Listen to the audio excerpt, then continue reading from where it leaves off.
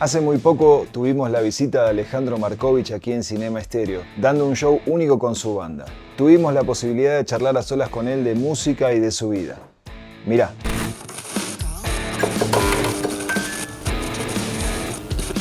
Hola, muy buenas noches. Mi nombre es Marcelo. Estamos aquí en Cinema Estéreo nuevamente con una noche muy especial donde tuvimos un evento único con una figura del rock latinoamericano, el señor Alejandro Markovich. Alejandro, bienvenido, buenas noches, ¿cómo estás? Muchas gracias, Marcelo.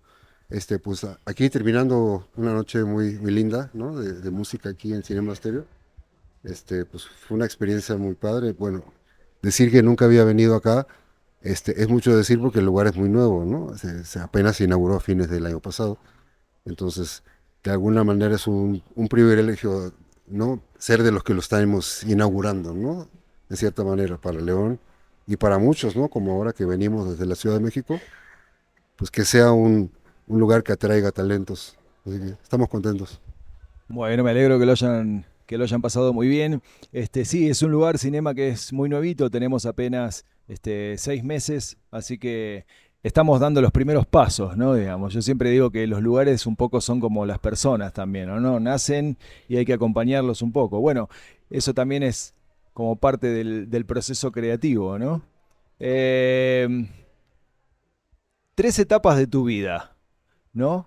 La niñez, donde la música quizás es algo en un punto lúdico, uno juega con un instrumento o quizá con una escoba parado frente al espejo soñando. Después, la etapa donde en tu caso, por ejemplo, y no es el de todos, se cumple ese sueño, ¿no? Y el espejo pasa a ser una gran audiencia. Y una tercera etapa, la actualidad, ¿no? O sea, haber atravesado todo y haber pegado la vuelta completa. ¿Cómo es eso, Alejandro, en tu caso? Bueno, de más está decir que todos los casos son únicos, todas las vidas son únicas, todas las circunstancias de cada quien son únicas en todos los sentidos.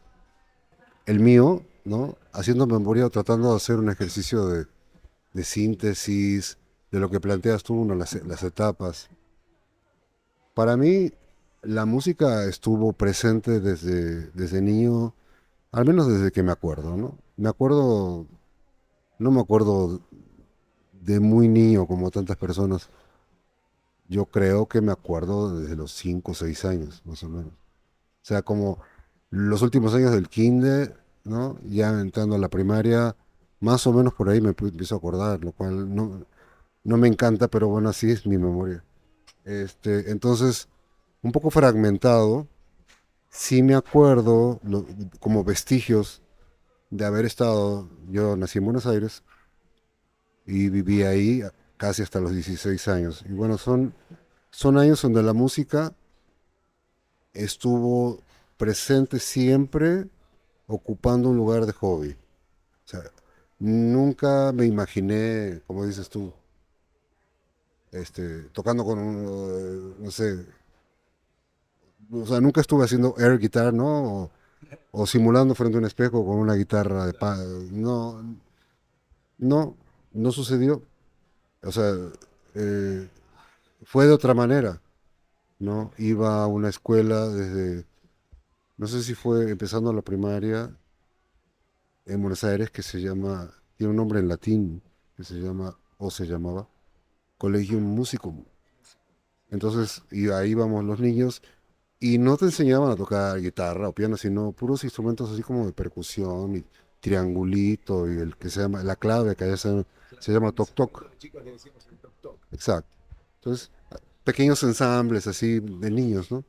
Entonces, me acuerdo, te digo, así como destellos, pero sí me acuerdo de eso, insisto, muy fragmentado, pero sí, y también sé que tomé clases de piano, pero tampoco me acuerdo mucho. Pudo haber sido a los 7 años, más o menos, con partitura, y no enganché con el piano. O sea, finalmente como que no hacía la tarea, no sé qué, y mi mamá se dio cuenta que no iba por ahí, y es curioso, ¿no? Luego los padres, ¿no? Son los que dicen, me gustaría que mi hijo, no sé si imaginaba a un hijo concertista de piano, ¿no? Deseo proyectado. Sí, entonces fue como, bueno, ¿no te gusta el piano? Entonces, ¿qué tal el violín? Yo, en mi cabeza, de niño de 8 años, 9, me imaginé un niño con lentes, todo nerd. No porque tú tengas lentes, me imaginé un nerd, ¿no? O sea, un niño todo, ¿sabes? Como una imagen más académica de la música y no tan Un niño todo... sí. estructurado. Y dije, no, yo no soy eso. Digo, el violín es un instrumento maravilloso, pero yo no lo vi como una cosa demasiado académica y no quería ser ese niño miope con lentes tocando el violín. O sea, sentí algo como aberrante que me lo rechacé. Y entonces fue bonito. ¿Y entonces qué? Dijo, bueno, te voy a presentar te voy a tener un maestro de guitarra. Bueno, era como, si no es el piano y si no es el violín, bueno, entonces ¿qué? Por descarte, digamos, Sí. ¿no? Y te hago una pregunta, ¿y en vos siempre estuvo la intención de la guitarra o fue a raíz de eso así como de manera azarosa? Así como te lo estoy contando, en esa secuencia cronológica, no es que yo en ningún momento dije, sí, sí quiero ser músico, o no, no me gusta. O sea, sí había una disposición, incluso a aceptar que mi madre estuviera como empujando, ¿no? No creo que fuera porque quisiera que yo fuera músico, sino por una educación humanista, ¿no? Que mi hermana estudiara ballet, o sea, entonces eh, yo estaba en el coro de la escuela en la primaria, ¿no? De repente, bueno, a ver, ¿quiénes quisieran estar en el coro? No, pues, bueno, entonces un examen, ¿no? Mínimo de, a ver, repite esta melodía, ¿no? Tal, no, pues no tienes oído musical, fuera, ¿no? Y yo sí pude, entonces me entré al coro de la escuela. Entonces ahí es donde dices, bueno, ¿tienes talento musical, sí o no? ¿No? A ver, repite este ritmo. Y sales todo descuadrado. Bueno, en primera instancia no tienes talento. Bueno, en primera instancia yo sí tenía talento y me gustó estar en el coro. Pero son estas cosas, como dices tú, lúdicas, ¿no? ¿Te gusta estar en la escuela? En el coro? ¿Te gusta cantar un canon de quién sabe qué, donde las voces se superponen? Sí, está divertido, me gusta. Entonces, era un área de mi vida, un desarrollo personal, a nivel hobby y lúdico, que siempre estuvo ahí, rechazando uno, rechazando otro, y con la guitarra, o sea, el coro estaba ahí, y la guitarra fue la tercera opción de mí, ¿no? Bueno, entonces la guitarra, te voy a comprar, o que venga el maestro con su guitarra, que te enseñe, y si te gusta, ¿no? Entonces ya te compro una guitarra. Y vino y me enseñó una canción folclórica argentina, porque en esos años eran años en donde la música argentina estaba apoyada por ley, tanto el folclore como el tango, que son las músicas nacionales.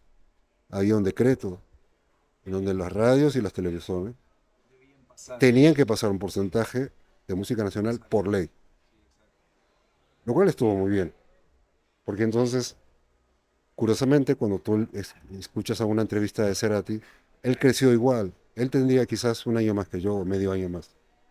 Entonces crecimos en la misma circunstancia política, social, ¿no? Cultural, en donde él también creció aprendiendo la guitarra con canciones folclóricas. Entonces, Y también una época en la que esos géneros estaban en un lugar mucho más importante, no solo por la difusión, sino por la calidad de artistas en ese género que había, que eran muy representativos y que, bueno, se convirtieron en históricos, ¿no? Caso de Yupanqui o de agrupaciones corales o grupales folclóricas como, no sé, los chachaleros, fronterizos, etcétera. Y lo mismo con el tango. sí, o sea, sí, por supuesto, las orquestas típicas, sí, o sea, había un nivel muy alto de ejecución, de arreglos, de composición. Entonces, a mí me tocó, ¿no? También de chico ver a algunos de estos grupos folclóricos y en mi casa había discos donde se veía al grupo, sí, estos cantantes con sus botas y los ponchos y las guitarras haciendo unas armonías y, ajá, un poco estilizado, quizás, Y también estos, como el Cuarteto Supay, que cantaban a capela, ¿no? Los arreglos muy impresionantes. Entonces, todo eso estaba presente y en mi casa había estos discos. Entonces, también es parte de mi contexto, digo, familiar, social, cultural, y más la enseñanza de un maestro que llegaba una vez por semana y dice, bueno, hoy te voy a enseñar una samba, ¿no? Y simultáneamente en el coro de la escuela cantábamos Samba de mi Esperanza. Y el maestro, te voy a enseñar este, una vida, o te voy a enseñar una canción, un litoraleño, y te voy a enseñar una chamamé, no acuerdo, pero una chacarera así. Entonces, sí enganché. Ahora, si yo lo pienso de un punto de vista como por qué yo mismo, o sea, es como mi autopsicoanálisis, ¿no? Yo sé por qué el violín no, por ese preconcepto, ¿no? Pero ¿por qué el piano no y la guitarra sí? Y en mi análisis es porque el piano está separado y tu contacto con el piano son teclas frías de plástico.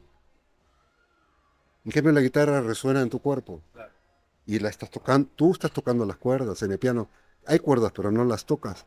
Les pegas con un, ¿no? Entonces en la guitarra tocas y tu dedo siente la vibración, la escuchas, entonces caí. Sí, Y además la además, madera del instrumento vibra y vos la sentís esa vibración en tu cuerpo. Y además un tema de movilidad quizás también, ¿no? O sea, la libertad que te da una guitarra no es la misma que la que te da un piano. sí. Y aparte, en mi casa no había piano, entonces tenía que ir a casa de la pianista a tomar clase. Caso de la guitarra, ya tenía yo una guitarra y el maestro venía a darme clase. Me cantaba una canción, me escribía los acordes y yo me la aprendía o escuchándolo. No me ponía un disco, me la cantaba, me la hacía repetir y yo la estudiaba de memoria. Claro, ese es el punto, claro. Pero nunca fue de, oye, tenés, tenés talento para la música, ¿por qué no vas al conservatorio? No. O sea, yo creo que mi mamá siempre dijo, qué bien, o sea, que venga el maestro, ¿no? Nunca se imaginaron que 30 años o 20 años después yo iba a tener una carrera, o sea, no. Y curiosamente mi hermana sí iba a una academia de música y sí estudiaba partituras de guitarra, ejercicios, de Caruli, no sé qué, de Carcass y tal. Leyendo las partituras, yo no sabía leer. Yo lo único que sabía era me sentaba enfrente de mi hermana, mientras ella leía la partitura, yo le leía la mano izquierda y la copiaba. Así esa era mi chispa, ¿no? Sí, pero ella no podía hacer eso. También es un poco el caso de Papo, ¿no? Que Papo tenía una hermana que tocaba el piano, creo que era con grado de concertista, no recuerdo bien ahora. Y bueno, y él también como de manera más autodidacta, volcado a la guitarra, pero sin embargo siempre estaba prestando atención a lo que tocaba la hermana y de ahí también aprendía e incluía formación. Y decime, a nivel guitarristas, porque en un momento arrancás con el folclore, o sea, eso empieza a ser como la base, pero después se empieza a colar el rock un poco. ¿Quiénes son los guitarristas que te influenciaron en el rock? Vamos a entender una parte. Esto que te cuento de tocar la guitarra acústica española, por medio de un maestro que me enseñaba a tocar folclore y que eventualmente me enseñó a una que otra balada de la época o una canción de los Beatles y así, eran canciones.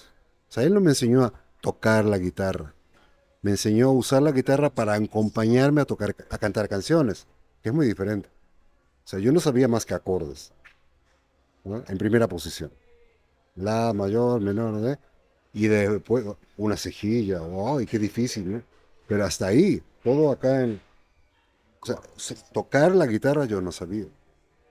Entonces, durante muchos años eso fue, ¿no? Desde los 9 hasta los 15 años que vine a México, no era más que eso. Este, yo digo que fue un proceso muy, muy lento, lo cual lo agradezco.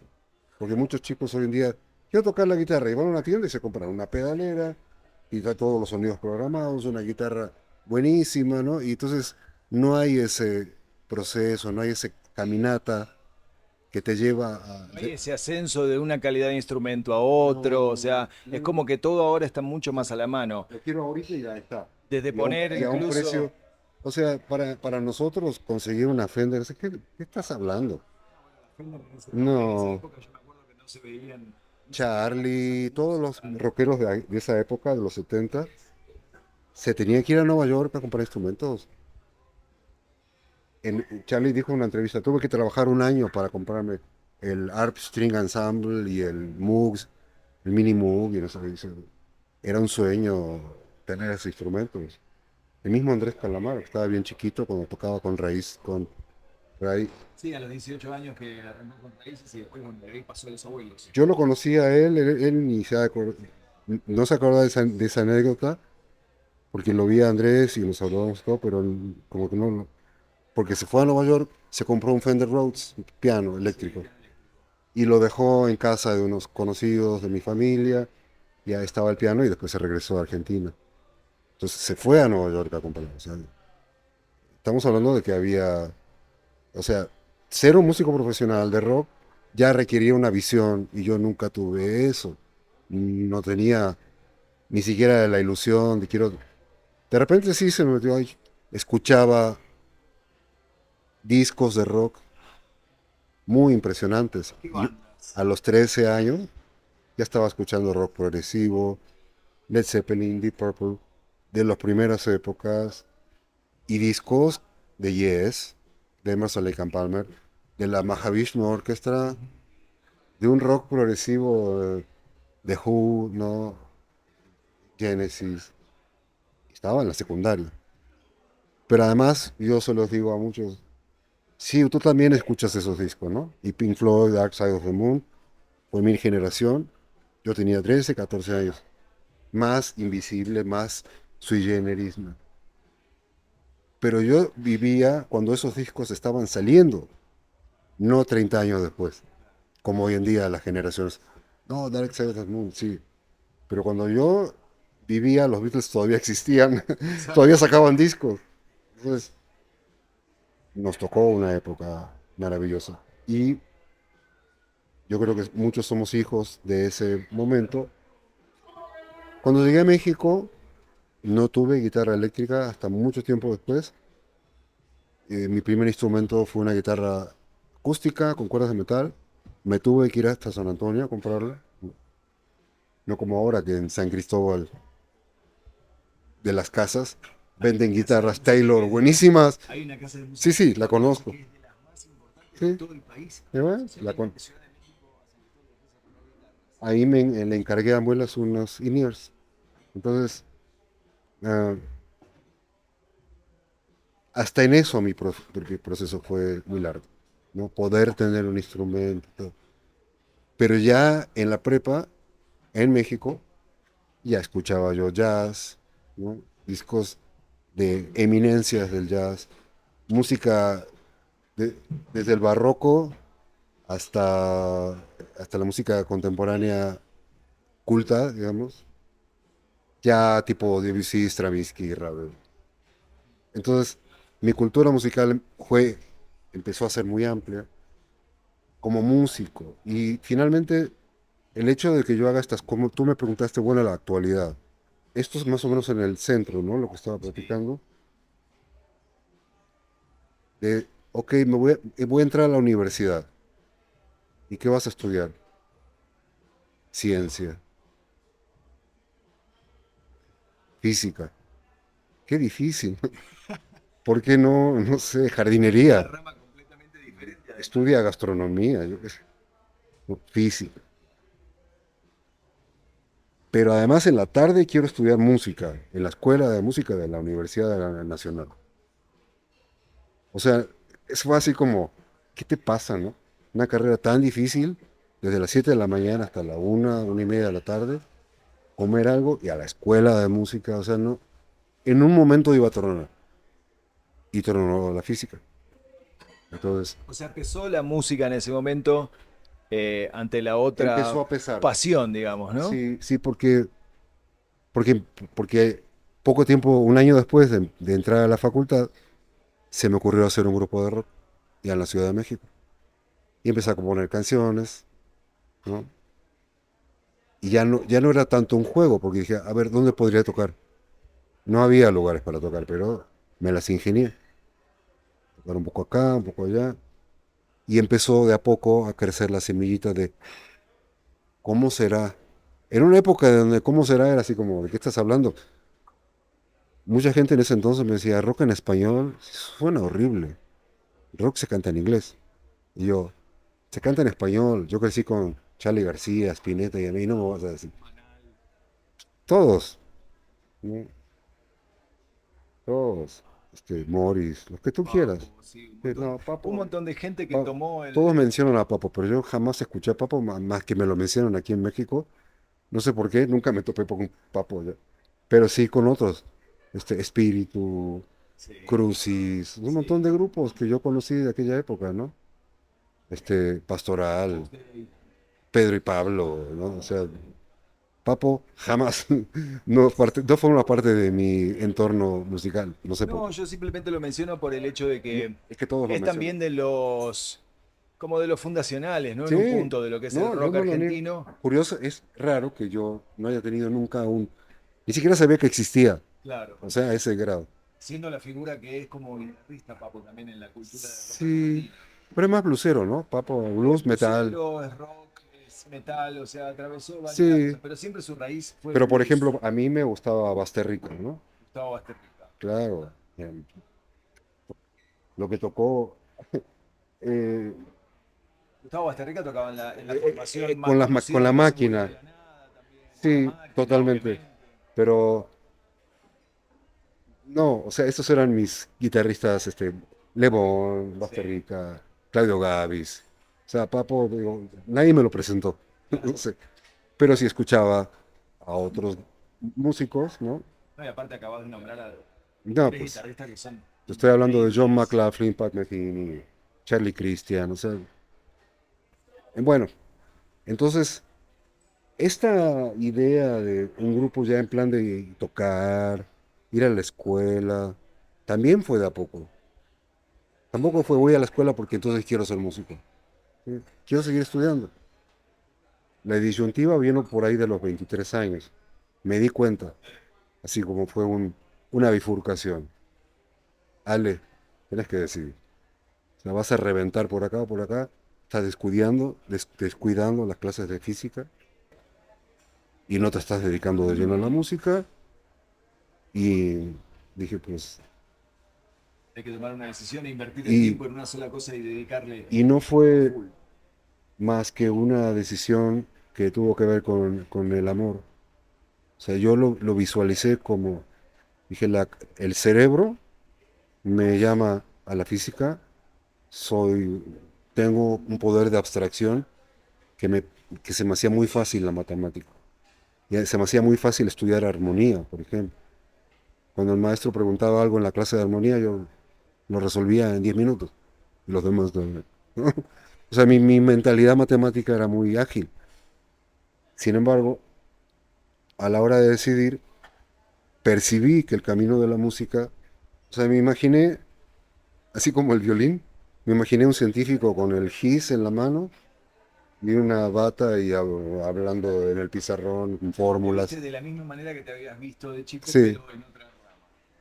y estaba estudiando eso, pero me imaginé el camino de la música como un camino más amoroso. Y por eso lo decí, porque las dos me gustaban. Pero dije, en este camino hay más amor. Y aparte es un desarrollo personal, me va a ayudar a abrirme como persona, porque yo era muy tímido, muy así, muy encerrado. Muy introvertido. Y dije, se me hace que la física me va a seguir manteniendo en esa soledad, el científico que está ahí, y la música como camino me va a obligar a abrirme. Yo lo necesitaba. O sea, tenía mi propio Freud adentro. Decía, por acá, Ale, por acá. Entonces tuvo que ver mucho con eso, ¿no? Y sí, funcionó. Qué bueno, ¿no? Porque la música siempre eh, abre caminos, ¿no? Yo de hecho estoy acá, yo también nací en Buenos Aires y estoy acá porque conocí gente, porque hice amigos y todos esos amigos los hice a través de la música. O sea, la música es un hilo conductor y es algo que amalgama todo, digamos, ¿no?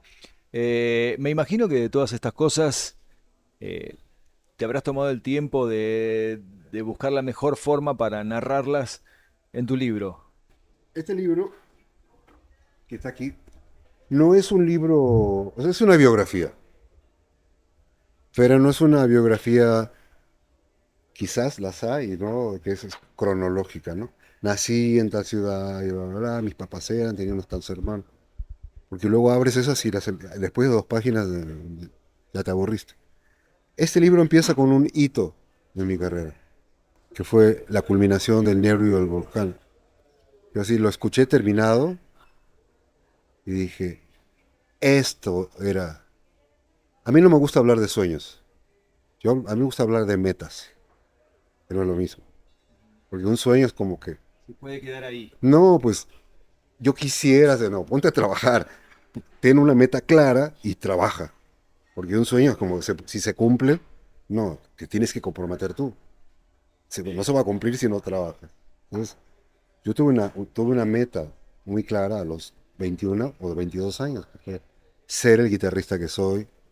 Quizás no exactamente el que soy, pero algo parecido que tuviera que ver con mis raíces en este instrumento tan expresivo y tan poderoso que es la guitarra eléctrica. Entonces, este libro habla de eso, de ese proceso. Por eso el nervio del volcán es tan importante, porque esa idea se cristalizó en ese disco, ¿no? Cuando dije, yo soy latinoamericano, basta. Jeff Beck, Jimmy Cage, me valen madres. O sea, sí ya aprendí lo que dije que aprendí de ellos, pero también tengo música muy valiosa en mi país. Y en México, que es donde vivo y tal. Y yo quiero ser eco de eso. Entonces, es lo que... Tras esa identidad, digamos. Reconocer, fue un momento serio, ¿no? De mirar hacia adentro y decir, en mi espejo, yo soy latinoamericano y basta de joder. Y no voy a vivir acomplejado de querer ser como no soy, un británico. Es que mis influencias son Led Zeppelin. Nunca vas a ser Led Zeppelin. Mejor sé como, yo qué sé, como Chicoche, o sea, como Juan Gabriel. Entonces, este, las primeras palabras del libro, es curioso. Dice, lo logré, me cae que lo logré. Esta es la cúspide de lo que imaginé hace tantos años, 15, 14. ¿Qué sigue después? No lo sé. Ahora solo quiero gozarlo. Eso pasó en el año 94, cuando escuchamos terminado en el río del volcán. Y yo me imaginé eso a los 22 años, 21. O sea, fueron muchos años de búsqueda. De- no fue un descubrimiento, fue un invento. Y yo me lo inventé para mí mismo, ¿no? O sea, crear un concepto, estilo, como lo quieras llamar, basado en esas raíces. Entonces, si lo hubiera tenido tan claro, lo hubiera hecho en un año. O hubiera comprado el libro que te enseña a hacerlo. Pero me lo tuve que inventar. Por eso tardé tanto tiempo. Pero no me arrepiento, al contrario, porque fue eso que dices, ¿no? Se van abriendo caminos, pruebas con vas descubriendo, interactúas con personas y esa retroalimentación te dice, funciona. Reaccionó así el baterista y, ¿sabes? Y de repente, ¡pum!, hasta morir. Química. Yo tengo una amiga que es la mujer de un amigo mío que es guitarrista, con el cual nos juntábamos a tocar. Yo tocaba la batería, él tocaba la guitarra, y ella una vez nos dijo, yo la de verdad que sanamente los envidio, dice, porque ustedes con solo mirarse y estar tocando sin decir una palabra, se están comunicando y están hablando de una manera que yo no puedo participar en ese momento. A mí me queda solo mirar. Entonces, bueno, es un poco de lo que vos hablás, ¿no? Esa química, de decir, Sí, estás bueno, comunicándote con otras personas a sí, través del porque es un lenguaje sonido. no verbal. Pero la gente se comunica así en un asado o en un cumpleaños. Yo no podría descalificar a nadie. Nosotros hacemos lo que hacemos.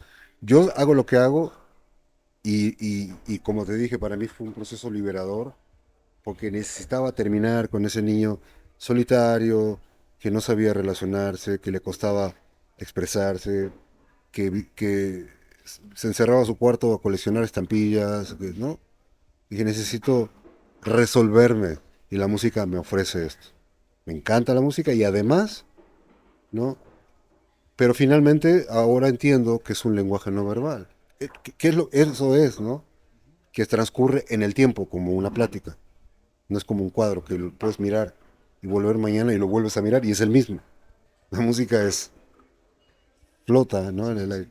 Entonces, algo me enganchó por eso, porque es un lenguaje, ¿no?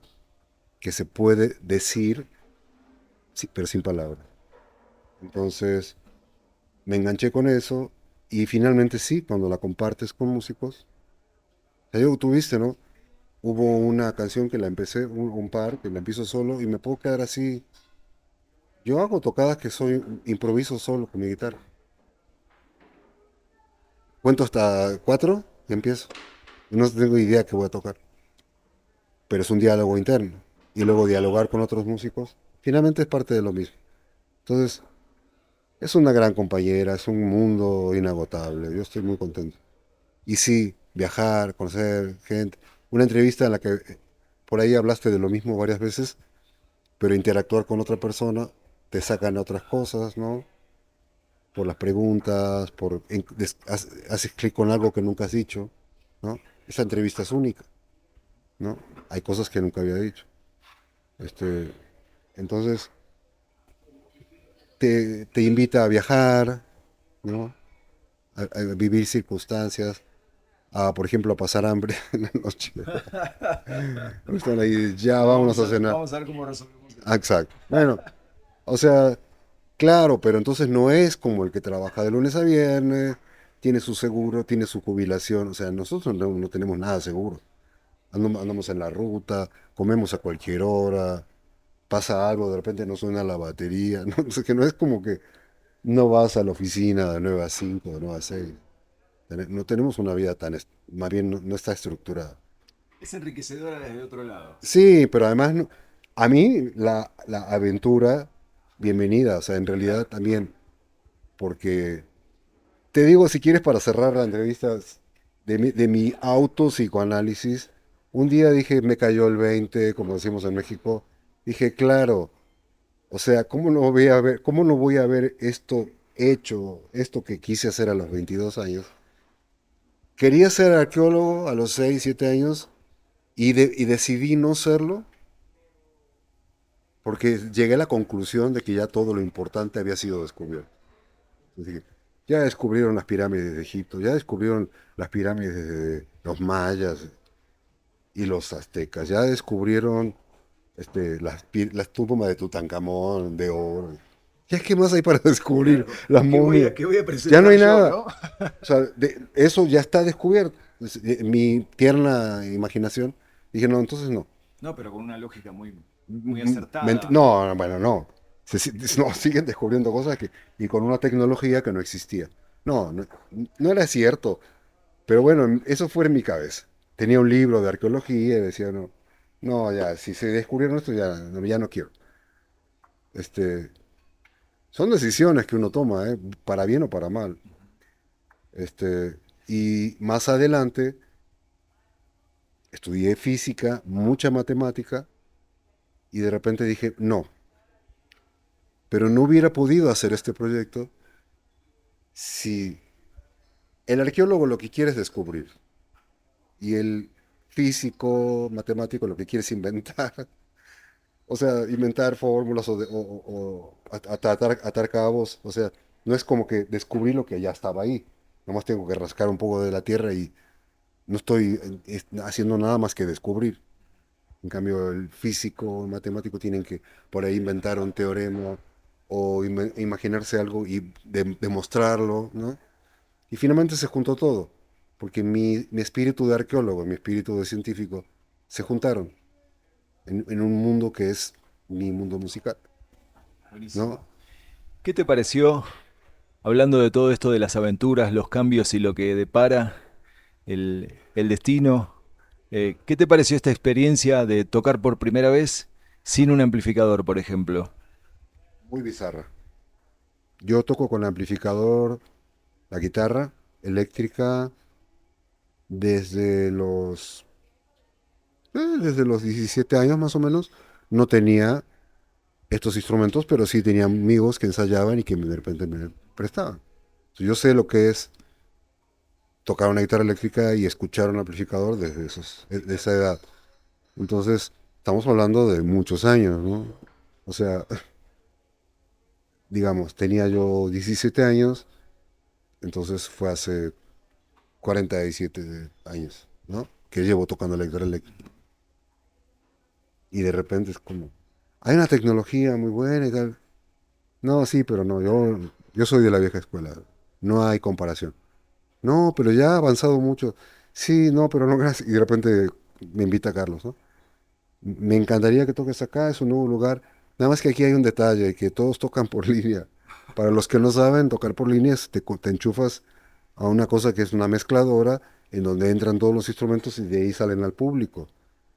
Bueno, pues hay instrumentos que se prestan, ¿no? Los sintetizadores siempre van por línea. El bajo eléctrico siempre va por línea. Otros instrumentos, pues la voz es acústica, pero también va por línea. O sea, no tienen un instrumento más. O el de la trompeta, pues va por línea, aunque él es un instrumento acústico, que en principio no va por línea, pero lo tienen que capturar. En cambio, el guitarrista primero pasa por una cosa que se llama amplificador, con bocinas caliente, que tú te puedes parar ahí e interactúas con esa cosa. Los demás músicos no tienen esto. Entonces, el guitarrista dependemos mucho de eso. Y a pesar de que existe esta tecnología que es maravillosa, y quien me esté escuchando, así, no les voy a decir cambien, ¿no? Aquí hay un mundo nuevo que los espera, pero sí, sí merece prestar la atención. Nada más que para mí fue la primera vez, y se los dije, abusados, que esto que van a escuchar es único, pueden contarle a sus nietos. Yo fui el primero que escuchó, se oía horrible, pero yo fui el primero que lo escuchó. No, me dicen que sonó bien. Pero yo batallé mucho porque es muy raro. Es como, Es salir un poco de la zona de confort. es más que eso. Mucho más que Es eso. tomar un riesgo. Más. Más porque, no, yo se lo dije a Carlos Schwarzenegger. Dije, me gustan los retos. Va. Pero ya el momento de hacerlo es como si dijeras, estás tocando en segunda dimensión cuando toda la vida tocaste en tercera. ¿Sabes? Es como la diferencia entre un cuadro y una escultura. No sé cómo explicarlo. Ujú. Este, la sensación es no es tan orgánica como esa distancia del espacio y de otras cosas que se mueven, aparte de tus cuerdas, que son las bocinas, Sí, sí, están claro, moviendo. se mueve el aire. Entonces, el aparato lo copió, lo simula y te lo regresa, pero no están ahí. Entonces, hay algo que para alguien como yo, que creció con todo esto, hasta que no pasen muchos eventos y más tiempo de exploración, no lo voy a poder resolver al grado que diga, ya está, me casé. O cuando hace falta lo hago y no tengo problema. Hoy me sentí raro. Lo tengo que confesar. No es un misterio, sí. Pero bueno, yo creo que si no empiezas, ¿no? Hay que dar el primer paso. Y tiene que ser en público. O sea, es como la primera vez que sientes ñañaras o mariposas o pánico escénico, ¿no? Porque eres actor o eres músico o un locutor o una entrevista, lo que sea. Pues te puede dar pánico, ¿no? Pues sí, la primera vez, la segunda, pero eventualmente se te quita, ¿no? Bueno, o la primera vez que andas en bici, te pierdes el hilo y te caes, Sin rueditas. ¿no? Sí, bueno, pero pasas por eso. Bueno, yo ya pasé. Atravesar la O experiencia. sea, gracias Exactamente. al cine Master. Bueno, te reitero, estamos muy felices de que hayas estado aquí brindándonos tu arte, tu talento, tu conocimiento, tu corazón a través de la música. Me gustó mucho, por ejemplo, la canción del viaje, que vos comentaste incluso que era como autorreferencial. Este, y nada, creo que esa canción habla de muchas cosas, ¿no? Me gustó muchísimo. Y bueno, agradecerte por haber estado acá, por haberte animado a atravesar esa experiencia y esperemos que no sea la última vez. Ojalá se pueda repetir. Vendré, aunque sea de visita. Pero sí, esperemos que se dé una oportunidad que no sea dentro de 5 años. Que se repita de alguna manera, ¿no? Como te decía, hay muchas maneras en que yo me presento, ¿no? De esta nunca me había presentado, sentado, con un aparato así, ¿no? Sintiendo esta cercanía, ¿no? Entonces, hay muchas opciones y seguiremos explorando. Gracias por Cinema Stereo, la entrevista, el staff, todo muy lindo. Perfecto. Sos bienvenido siempre. Muchísimas gracias. Y si Estamos... les interesa más, los que conocen mi vida por los discos y las entrevistas y todo, aquí está cosas que nunca habían escuchado, ¿no? Y no es porque sean chisme ni nada, simplemente conocer de dónde viene un músico, cómo se formó, ¿no? Las cosas que Es un contacto más con la persona que con sí, la que la gente sí, conoce a en una través de la entrevista de música. radio te dicen, "Tú hablas del nuevo disco. No te puedes hablar de tu mamá, ¿no? Exacto. O de tu secundaria. Pues, vale la pena. Bueno, hablando de discos ahora, en un ratito cuando bajemos te voy a pedir a ver si fueras tan amable de firmarme el mío.